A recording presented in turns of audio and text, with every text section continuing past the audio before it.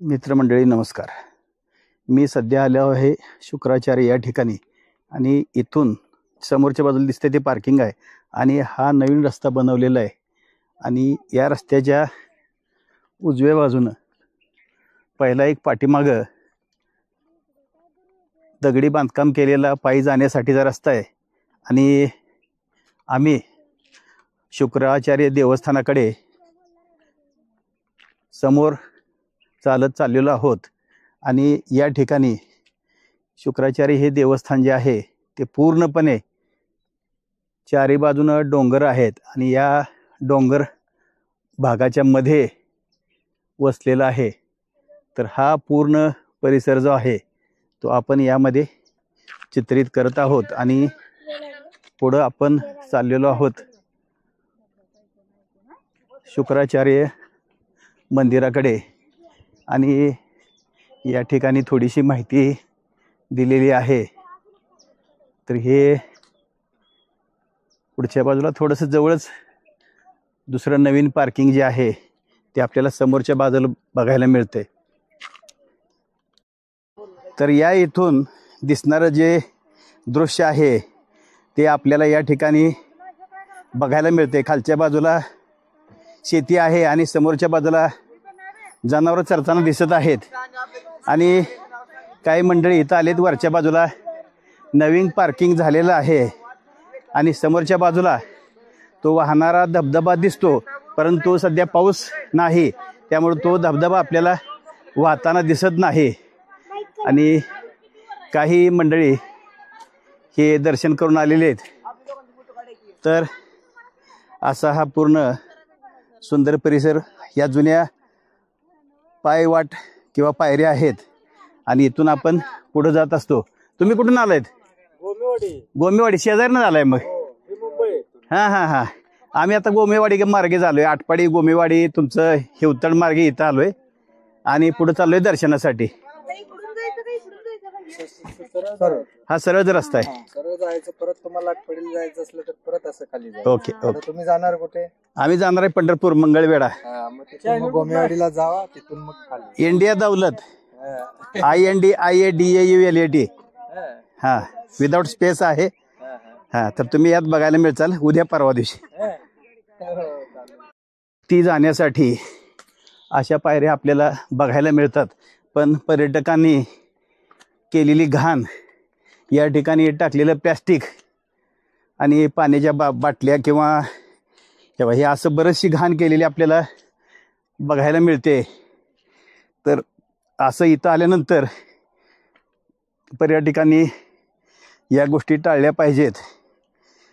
आणि पियुष आणि जयश्री राजपूत वरती येत आहेत आणि समोरच्या बाजूला अशी उंच झाडं आणि वेली दिसत आहेत. आणि पावसाळ्यात आलं तर अजून थोडंसं पाणी वाहताना दिसतं. आताही पावसाळ्याचे दिवस आहेत, परंतु सध्या पाऊस नाही. नाहीतर या ठिकाणी आपल्याला पाण्याचे पाझर किंवा धबधबे झरे वाहताना दिसतील. इकडं माकडांचा उच्छाद चालूच आहे. ही जागा खरं तर त्यांचीच आहे, त्यामुळं आपण त्यांच्या नैसर्गिक आवासात भेटण्यासाठी आलेलो आहोत. या ठिकाणी छोटासा झरा वाहत येताना दिसतोय आपल्याला आणि हे पाणी वरतून येताना दिसतंय. परंतु या ठिकाणी प्लॅस्टिकचा कचरा फार मोठ्या प्रमाणात केलेला आहे आणि हे टाळायला पाहिजे होतं. या ठिकाणी टिकोमासारखी, वडासारखी किंवा यानंतर करंज आहे, करंजनंतर घाणेरी आहे ज्याला आपण लँटेने किंवा टणटणी म्हणतो. आणि अशी वडाची, काही ठिकाणी उंबराची झाडं किंवा इतर काही वेली दिसत आहेत. आणि अशा ठिकाणी, अशा सुंदर अशा नैसर्गिक ठिकाणी आपण आलेलो आहोत आणि आपण जाणार आहोत मंदिराकडे. समोरच्या बाजूला हनुमान लंगूर किंवा ज्याला आपण वानर म्हणतो तर ते आहेत आणि माकड पण आहे. तर असे लांबपर्यंत वानर आणि माकडं आहेत. आणि या ठिकाणी कुत्री, वानर, माकडं सगळे एका ठिकाणी अगदी मिळून मिसळून राहत आहेत. अजिबात भांडणं करत नाहीत. आणि या ठिकाणी आंब्याची मोठी झाडं बघायला मिळतील. या ठिकाणी चाफ्याचं झाड आहे आणि समोरच्या बाजूला वानर आहेत, तरी त्यांच्या हातातलं त्यांनी हिसकावून घेतलेलं आहे. तर हे असं ज्या मंदिराचा भाग आहे, मुख्य मंदिराच्या ठिकाणी आपण आलेलो आहोत आणि आपण वरती जाऊन येणार आहोत. तर या ठिकाणी शुक्राचार्य यांच्या संदर्भात जी माहिती दिलेली आहे तर ही तुम्ही बघू शकता. आणि हे आहे चिंचेचं झाड आणि समोरच्या बाजूला वड आणि पिंपळ अशी झाडं आहेत. त्याशिवाय इतरही काही झाडं झुडपं टेकोमा दिसतोय. आणि इथून खालच्या बाजूला जे आहे तर ते गोमुख आहे आणि गोमुखातून सतत पाणी वाहत असताना आपल्याला बघायला मिळतं. अतिशय भीषण दुष्काळी परिस्थितीत कधीतरी एकदा पाणी बंद झालेलं आपल्याला बघायला मिळतं. तर या ठिकाणी हे गोमुखातून वाहणारं पाणी आपल्याला या ठिकाणी 24 तास वाहत असताना दिसतं. आणि या ठिकाणी हे कुंडात पाणी जमा होऊन पुढं खालच्या बाजूला जातं. तर या ठिकाणी भाविक लोक भरपूर प्रमाणात किंवा मोठ्या प्रमाणात आलेले आपल्याला बघायला दिसत आहेत. आणि हा पूर्ण मंदिर परिसर आहे, त्या ठिकाणी आपण प्रत्येक ठिकाणी जाणार आहोत. तर जायच्या अगोदर हा परिसर पूर्ण आपण रेकॉर्डिंग करून घेतो. आणि समोरच्या बाजूला जी आहे ती गुहा दिसते आणि या गुहेतच शुक्राचार्यांचं मुख्य स्थान आपल्याला बघायला मिळेल. तर आतल्या बाजूला जी गुहा आहे त्या ठिकाणी आम्ही दर्शन घेऊन आलो आहे. आणि या ठिकाणी श्री शुकदेव असं लिहिलेलं आहे आणि एक फोटो आहे. आणि या ठिकाणी छोट्या छोट्या मूर्ती आहेत. हां हां ज्या आईच्या उदरात हां राहून आईच्या उदरात राहून हां म्हणजे व्यासांचं मुलगी हां व्यास मुनींचं हां ज्याने ग्रंथ जे सगळे व्यास मुनी जे आहेत का हां हां हां तिने ग्रंथ लिहिलेलं हां हे व्यासांचं मुलगी सुखमुनी हां हिंचा हात गोहेत दडलेत ना. बरं बरं बरं हां खाली खाली आणि मग या ठिकाणी ही जी आहे ती पूर्ण गुहा आहे, जुनी गुहा. आत गोवा आणि गोहेत आत दडलेले इथं सुद्धा जे महाराज आता ती पण गुहेतच आहेत. हां तिथंच. आणि ही समोरच्या बाजूला हे जे दिसतंय ही पूर्ण दत्त महाराजांचं समोर मूर्ती आहे. आणि ही पूर्ण जी आहे ती गुहा आहे, दगडी गुहा. तर ही आपल्याला गुहा या ठिकाणी बघायला मिळते. आणि या ठिकाणी हे जे आहे ते बांधकाम आपल्याला बघायला मिळतं. आणि या ठिकाणी हे पूर्ण दगडातलं ओरिजिनल स्ट्रक्चर किंवा गुहा आहे ती इथं बघायला मिळते. आणि आपण खालच्या बाजूला जे हेमाडपंथी मंदिर आहे तर त्याही ठिकाणी आपण जाणार आहोत. आणि या ठिकाणी खालच्या बाजूला दिसणारं पिंपळाचं झाड आणि त्याच्या पायथ्याशी असलेल्या वेगवेगळ्या देवांच्या मूर्ती आपल्याला बघायला मिळतात. तर असा हा पूर्ण परिसर आपण घेऊन खाली जाणार आहोत. तर अशा या सुंदर परिसरातून आपण खाली जात आहोत. आणि समोरच्या बाजूला आहे पियुष. आणि पियुष ही तो हिंदीमधनं व्हिडिओ बनवतोय. तर तो आता कसा बनवतोय ते आपण बघूयात. माकडं आहेत, वानर आहेत, वानरांची पिल्लं आहेत. आणि तर हे त्यांची मस्ती चालू आहे. तर असा हा प्रकार आपल्याला या ठिकाणी बघायला मिळतोय. आणि या ठिकाणी बरीचशी मंडळी आलेली आहेत. तर या ठिकाणी आपल्याला सगळी जी माहिती आहे तर हनुमान चालीसा बाकीच्या इतर काही गोष्टी तर या ठिकाणी आपल्याला बघायला मिळतात. आणि या ठिकाणी जे मंदिर आहे तर मंदिरही आपल्याला आतल्या बाजूला आल्यानंतर बघायला मिळतं. आणि या ठिकाणी हे जे बांधकाम आहे ते पूर्णपणे हेमाडपंथी अतिशय वेगळ्या पद्धतीचं बांधकाम आपल्याला या ठिकाणी बघायला मिळतं. फार प्राचीन असं जुनं दगडी बांधकाम आहे की जे आपण आरशातही बघू शकतो. आणि आतल्या बाजूला दिसणारी जी मूर्ती आहे किंवा शिवलिंग आहे ते आपल्याला इथं आरशातही बघायला मिळतं. या ठिकाणी दर्शन करता येतं आणि आपण इथून सुद्धा या शिवलिंगाचं दर्शन घेऊ शकतो. तर असं हे शिवलिंग आपल्याला या ठिकाणी बघायला मिळतं. तर इथून आपण शिवलिंग पूर्णपणे रेकॉर्ड केलेलं आहे आणि या ठिकाणी असे काही वेगळे मूर्ती जे आहेत. तर या ठिकाणी तपोनिधी शिवगिरी महाराज यांचं जे स्थान आहे ते या ठिकाणी बघायला मिळतं आणि खरं जी मूर्ती बघायला मिळते ती आतल्या बाजूला आहे आणि या गुहेत आपल्याला जाऊन या ठिकाणी दर्शन घ्यायचं आहे. हा दगडांचा परिसर आहे, तो गुहेचाच भाग आहे. ह्या ज्या गुहा आहेत या दगडातल्या आहेत आणि ह्या गुहा आपल्याला इथूनही बघायला मिळतात. बाहेरच्या बाजूला गुहेचा काही भाग या ठिकाणी बघायला मिळतो आणि या ठिकाणी हे पुरातन मंदिर आहे, जुनं मंदिर आहे आणि वरच्या बाजूला नवीन मंदिर आपल्याला बघायला मिळतं. तर आपण चाललेलो आहोत गुहेत आणि गुहेत आत गेल्यानंतर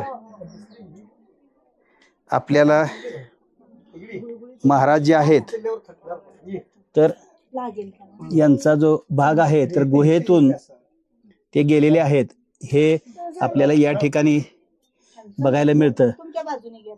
तर हा भाग आपल्याला इथं स्पर्श करूनच बघावं लागतं. हा तर हे तुम्हाला इथं स्पर्श करून बघून दिसतं.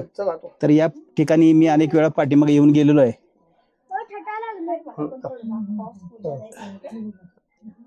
तर या ठिकाणी आम्ही आलेलो आहोत आणि या ठिकाणी कचऱ्यापासून या जागा मुक्त लोकांनी ठेवलेल्या नाहीत. बऱ्याचशा इथं पाण्याच्या बाटल्या वगैरे वाहून आलेल्या आहेत. ही आपली घाण करण्याची जी प्रवृत्ती आहे ती आपण कुठेही सोडणार नाही असंच आहे. आणि या ठिकाणी आपल्याला एक मूर्ती बघायला मिळेल. तर मी त्या ठिकाणी चाललेलो आहे.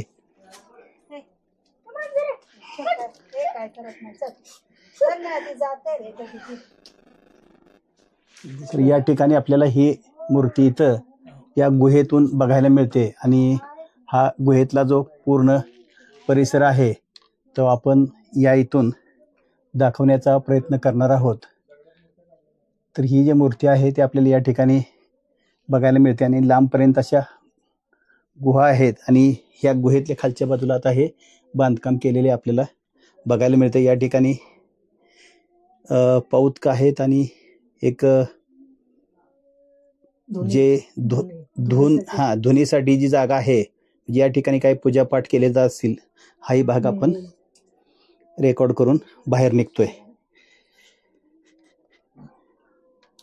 आणि नंदीची मूर्ती आहे आणि समोरच्या बाजूला नागदेवता या झाडाच्या बुडात आहे आणि समोरच्या बाजूला एक छोटीशी आपल्याला गुहा किंवा या ठिकाणी शिवलिंग आपल्याला बघायला मिळते. तर हे शिवलिंग आपण इथून दाखवतो. ह्या गुहेतल्या खालच्या बाजूला हे एक शिवलिंग आणि वरती गळकी बघायला मिळते आणि ही नैसर्गिक गुहा आहे आणि या गुहेत किंवा बाजूलाही सगळ्या या दगडामध्येच असलेल्या गुहा आहेत आणि इथं माकडांची वानरांची संख्या मोठ्या प्रमाणात आहे आणि या ठिकाणी काही समाधीस्थान बघायला मिळत आहेत.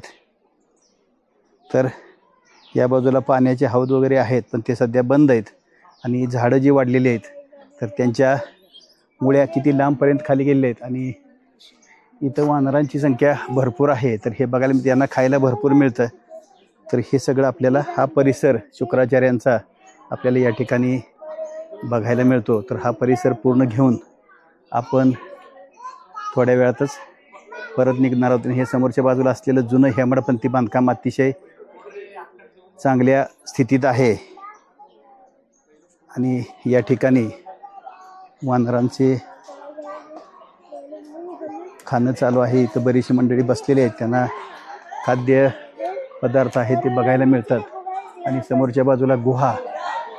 तर असं हे एक दिवसाच्या पर्यटनासाठी आणि त्याचबरोबर देव दर्शनासाठी असलेलं हे जे ठिकाण आहे हे अतिशय सुंदर रमणीय ठिकाण आहे. तर हे पूर्णपणे परिसर जो आहे त्या परिसराचं आपण पूर्ण चित्रीकरण करून परत निघणार आहोत. तुम्ही कुठून आलायत? कुठून आलायत तुम्ही? आरग.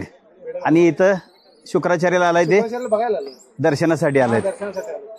हा शुक्राचार्य जरा फेमस वाटलं. हा हा हा म्हणले सगळे म्हणले चला बघूया. हा हा हा तर तुमची गाडी आता वर येताना आम्ही बघितली होती. तुम्ही पार्किंगला वर आणली, मी खालच्या बाजूलाच पार्किंगला लावली आणि आता आमचं दर्शन झालेलं आम्ही निघतोय परत. हा तर हा परिसर एक थोडा वेळ येऊन बघून आनंद लुटण्यासारखा आहे. तर मी अनेक वेळा या ठिकाणी आलोय आणि आज ही नातूला घेऊन आलो होतो. तर आता आम्ही निघतोय परत.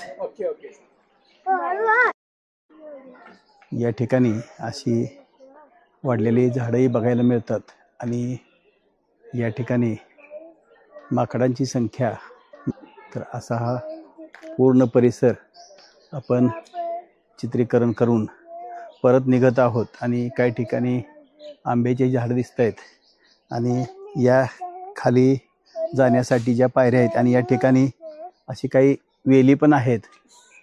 आणि हे जे झाड आहे तर ते वडाचं झाड आहे आणि रामफळाचं झाडही दिसतंय, सीताफळचे झाड दिसतंय. आता अशी झाडं आपल्याला या ठिकाणी बघायला मिळतात. आणि ह्या वरच्या ज्या बाजूच्या गुहा आहेत त्यातीलच काही प्रकार किंवा गुहेचा काही भाग या ठिकाणी बघायला मिळतो. आणि असे एक वेगळ्या प्रकारचा दगड, कदाचित ठिसूळ प्रकार आहे, परंतु यातून पाणी आणि उन्हानं अशी काही या ठिकाणी या गुहेला किंवा दगडांना छिद्र पडलेले आहे. तर असं हे स्ट्रक्चर आपल्याला या ठिकाणी बघायला मिळतं. आणि असा पूर्ण वेगळ्या प्रकारचा एक दगड आणि यात असलेल्या गुहा आहेत किंवा काही भाग तुटून वेगळा झालेला आहे तर तोही बघायला मिळेल. आणि असे हे दर्शन करून आपण परत आपल्या गाडीकडं निघालो आहोत. या बाजूला असणारी खोल दरी आणि डोंगर भाग, हा जो दरीचा भाग आहे तोही बघायला मिळेल. आणि वरच्या बाजूनं हा पूर्ण डोंगर भाग दिसतोय लांबपर्यंत. आणि या बाजूनेही हा डोंगर भाग आणि समोरच्या बाजूला सपाट मैदानी प्रदेश आपल्याला बघायला मिळेल. तर हा भाग बघून आपण हळूहळू चाललेलो आहोत गाडीकडे.